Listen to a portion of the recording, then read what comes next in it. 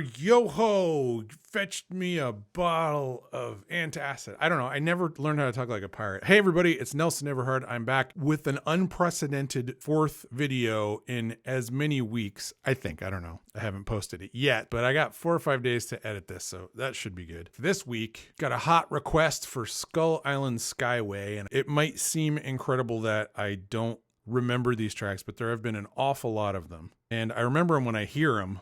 I know how it goes as soon as I hear what it is, but I haven't got very far in Pirate, so I haven't heard this a million times. I also hear that this tune is being denigrated by people because of the simple fact that in the game, this is a difficult part of the world or something. Wah, wah, wah. That shouldn't impact on everybody's enjoyment of the music. I think this is actually a banger if such a thing was around in pirate times. So I didn't get a lot of specific input from Kings Island on this, but overall, if somebody says, make it sound piratey, it's pretty clear what the assignment is. So what say we take a listen to Skull Island Skyway, the 2025 remix? On Pirate 101.1. The Yar.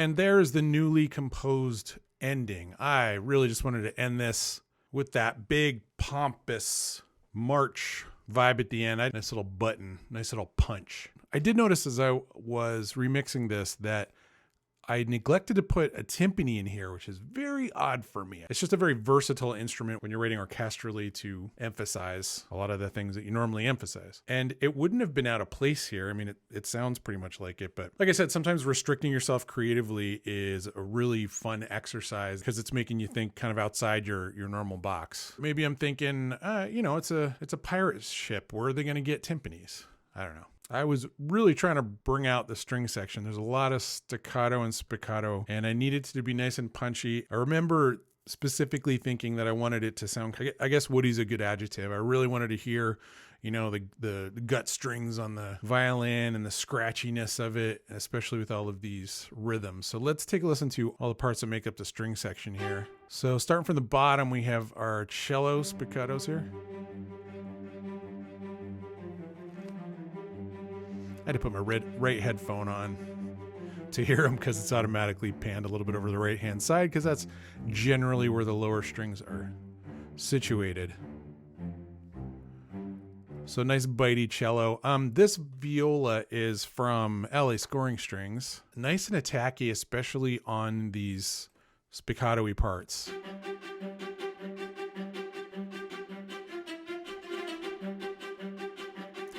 that really nice hoppy, scratchy bow moving across the strings. I had to tighten up this patch to get it to speak when I wanted it to speak.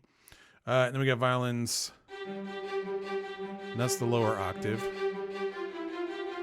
And that's my Symphobia sound. And up here is a patch from ATO. This has been one of my favorite smaller library purchases, Adagio violins. And the short patch is really nice and distinct.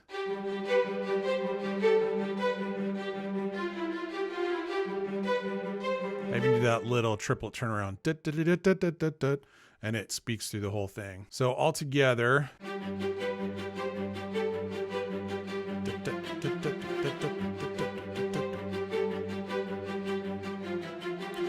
That's really setting up the whole tune with that triplet pattern. Triplets are 3 notes in the places of 2. So instead of dot, dot, dot, dot, it's dot, dot, dot, dot, dot, dot, dot, dot, dot, dot, dot, dot. A lot of pirate music seems to be based on that jig and that groove. For the remix, I wanted to back up the dun, dun, dun, dun, dun, dun, because that's the melody in there.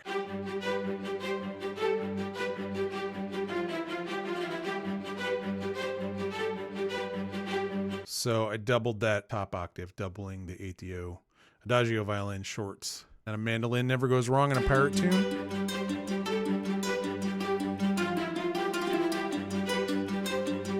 Getting that triplet to speak really nicely in there. Extant audios. Yeah, there it is. Dicky digging sailing pipes. It's just right cracking. I don't know if that's an Irish saying. But I had to get a little bit of the old bagpipes in there. Sometimes I feel like if I'm going to bother using an instrument, I should use it in more than one place. Sometimes it only fits in one place, and sometimes that's better that way. And again, I write looping music, so like it happens more than once. The whistle actually comes from the Contact Factory library. That's the library that comes with Contact. And it sounds just nice and dry, just somebody tooting on the deck. Does a really nice job cutting through a big mix here. Just singing out into the salt air, trumpets and the horns, a lot of staccato stuff. And it's tricky in a faster tune like this to actually get a lot of those staccato notes to speak in time. So I have a patch from Symphobia. That's the brass ensemble short notes to speak during those spiccato parts. And when you mix that together with the staccatos from the mostly sampled brass, it starts to sound pretty good. Another pirate necessity is a tambourine.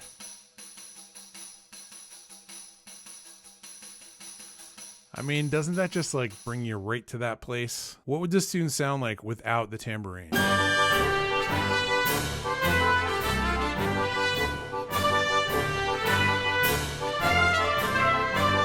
the tam. Yeah, you need that guy with the big flowy armed pirate shirt just slapping a tam. Now, a lot of this is more sort of a march. It's a pretty pompous kind of yo-ho-y march. So I've got a lot of march elements like snare drums and the cymbals here. Just happy-go-lucky part as the march goes down the coastline, I guess. And also an instrument I really love using and then really hate mixing is the bass drum. Just for that. I mean, it pops through, but it can get overpowering really fast. So this part is the... There's probably a lot of Music Man inspiration in this tune. I was the musical director for a production of Music Man in my college years, and that's always been the thing that's in my head. I'm not saying it's great, but it's kind of great. There's a lot of that march writing technique, susai stuff in here. Also probably very much inspired by Pirates of the Caribbean, the movie, but also the Disney ride. Actually, last summer we went down to Orlando and I got to take my daughter on all of the classic Disney rides. You know, we did Pirates of the Caribbean and she did love it as well.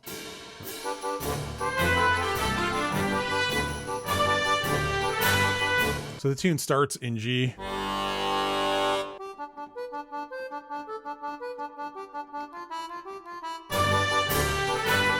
I like that. Not quite ready to leave that vibe yet, so we'll do it again, but switch up the instruments. You got to present your ideas differently so we can kind of develop them and explore them from different angles. So the horns take over. And the trumpets had the melody initially. When the horns take over, that frees the trumpets up to do a little ornamentation here, doing a very tight tick-a-dat-dat-dat, and the woodwinds have a nice fall right there. I think I used that patch a lot in Pirate 101. That's just the effects from the Symphobia woodwind sections. It's a pretty natural key change here to go to the 4 of the chords and C here. And repeating that melody again and exploring it with the uilleann pipes there. And the background accompaniment gets passed around to different sections.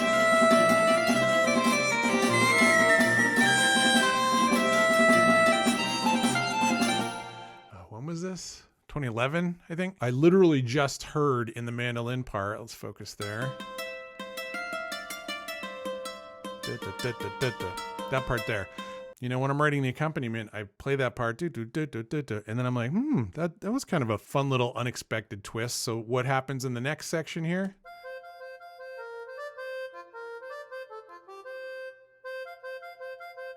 We get that cool little back and forth figure in there. And the next section is in F. We're up another 4th from the 4th.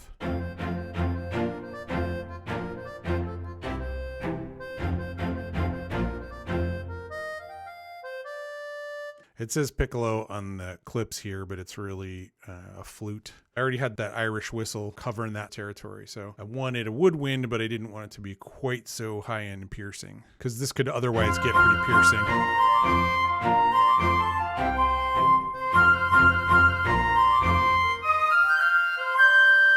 So then we're back into C, back to that kind of triumphant master and commander kind of vibe.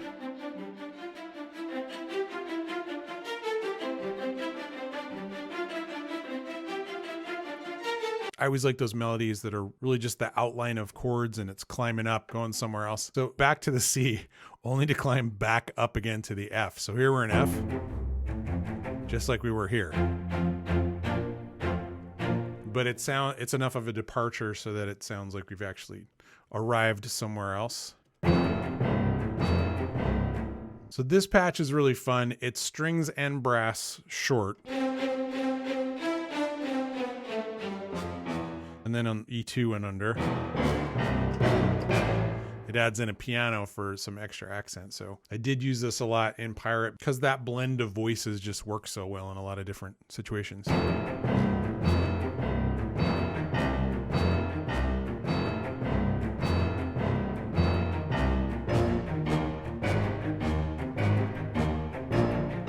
If you ever want to get good at writing accompaniment parts, study a jazz walking bass, like an upright bass line. They do some amazing stuff that leads the ear to the next chord.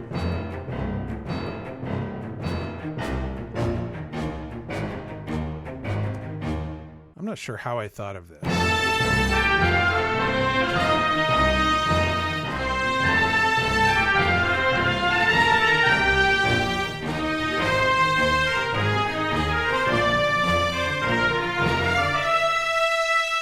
Probably just wanted to broaden it up there. If you're ever doing a lot of intricate spiccato and staccato work, it just feels so great to come out of that section into a nice legato section that just sweeps. So this goes way down.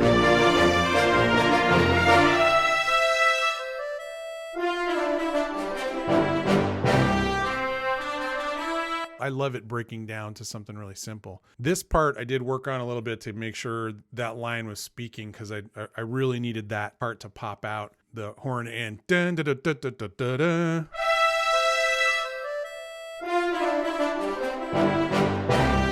Sometimes it's a little bit of a tap dance trying to get the notes the right length and also speaking at the right time, because the legato notes also tend to take just a split second longer to actually speak. So you'll notice that this guy is in front of the beat and this note's a little bit in back of the grid.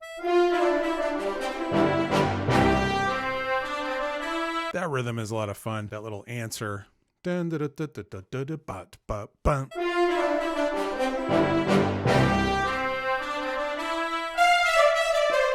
So we go, real big where we just have those horns screaming out, and then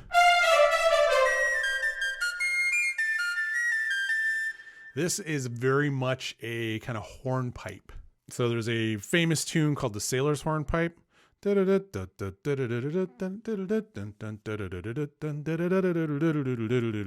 knew that groove, so I knew a hornpipe was kind of this dance form. It's quite often associated with sailors, probably because of that tune, honestly, but I'm sure it was just kind of a folk tune that they took with them on the road.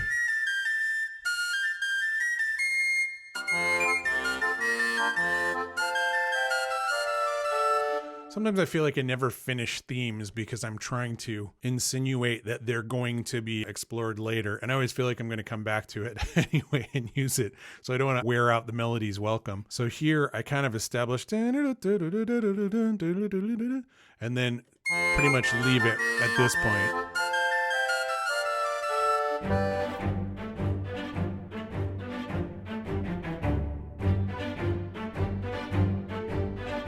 Finding this new groove, I kind of fell in love with this little dun da da dun da dun da da dun. That rhythm is really fun, and it was a lot of fun to do with the short strings here.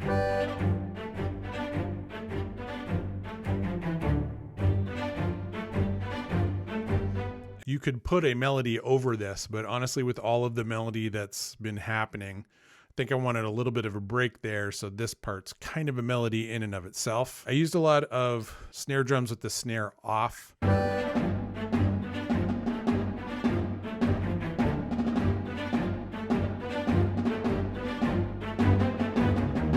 Just feels more piratey to me, but I do have the snare on for the more marchy part, and they do play at the same time sometimes. Whenever I have two similar instruments playing at the same time, I usually pan them out in stereo field at least a little bit just to give them space in the mix.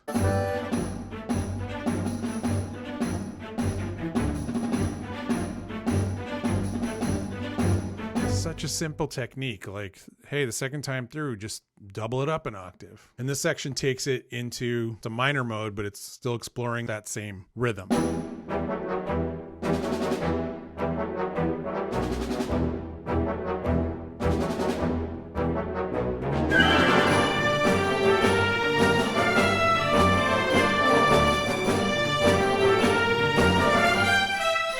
So all minor there. And this felt good to kind of turn it darker just for a second. This is a Skyway there, so there's, you know, some potential for danger.